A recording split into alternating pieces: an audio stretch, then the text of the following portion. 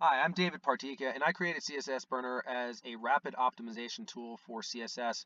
Now, for the Optimized CSS channel playlist of optimization opportunities, I'd like to show you today an example of markup that contains superfluous rules in markup that you can eliminate right away from your style sheet, but I see it oftentimes in production style sheets from different applications across the web. I see it very often, and it's very easy to miss, but CSS Burner can easily detect it and can help you eliminate this unnecessary markup. So I'm going to paste in to the text area a fictitious style sheet here, which has two rules. There are two divs. Both of them have padding.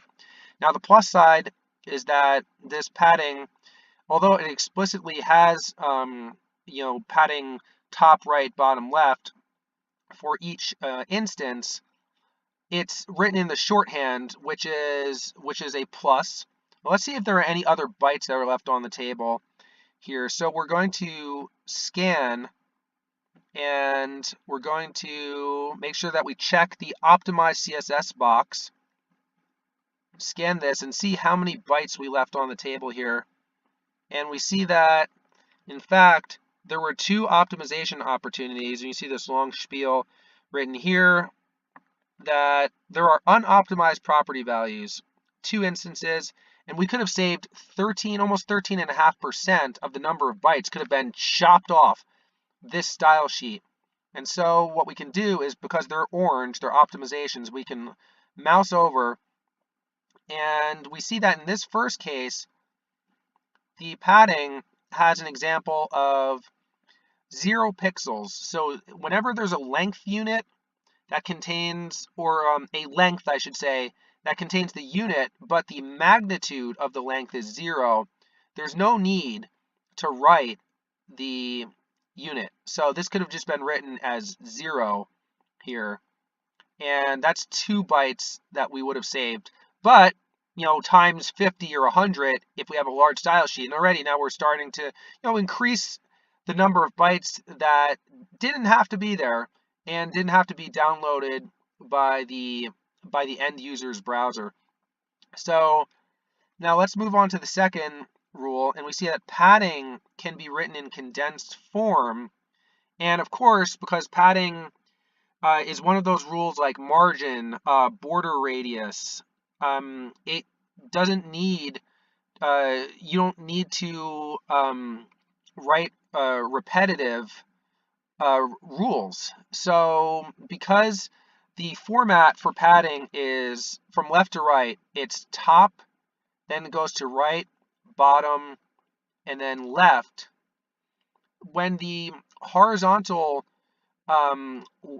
lengths are the same, they can be combined. And if on top of that, the vertical lengths are the same, the vertical being the first and the third, they're the same, they can be condensed as well. So what was 4 pixels, 2 pixels, 4 pixels, 2 pixels, this could have been simply written as 4 pixels, 2 pixels. And we would have not had to even we would have not even had to include the second half. So when all said and done, there are about something like 10, 11 bytes here that didn't need to even be included in this markup. And just extrapolate, if you will, to a much larger style sheet, where in some cases, you could have thousands of instances, at least several hundred, but for large style sheets, I've even seen thousands. We're talking now about many, many KB of superfluous, CSS, markup that just doesn't need to be there. And so I think all of us can agree that many KBs that don't even have to be present, that's worth getting rid of.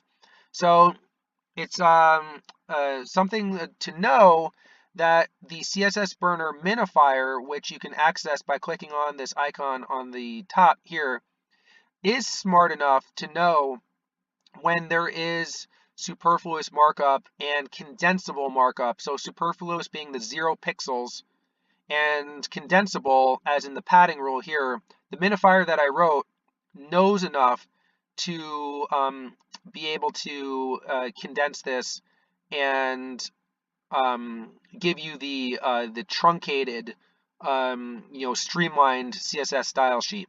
So give it a try. And if you found this video useful, please give it a thumbs up. And if you haven't subscribed to the Optimized CSS channel, please do so, and look for some more of these optimization opportunity videos in the near future.